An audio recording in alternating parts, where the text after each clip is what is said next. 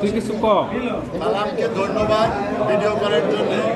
আজকে বরিশালের খ্রিস্টান ওয়ার্ডে সেই ৯০-৯২ দশকের ছোট বড় যারা আমরা একত্রে চলতাম, খেলতাম এবং সাংস্কৃতিক অনুষ্ঠানে অংশগ্রহণ করতাম।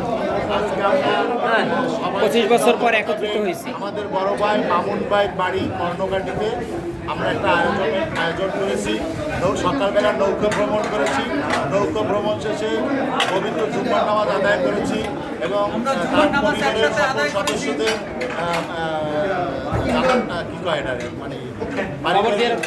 জিয়ারত করা হয়েছে। কবর জিয়ারত পরবর্তী আমরা এখন খাওয়ার জন্য সবাই এখানে বসেছি এবং এই খাওয়া পরবর্তীতে আমাদের লিটন ভাই নতুনত্ব কিছু খাওয়াবেন তিনি আশ্বস্ত করেছেন এবং মনির ভাই বলেছেন যে তোমরা আমার দোকানে আসবা এবং চায়ের মধ্যে গাপ পাতা দিয়া খাওয়ানো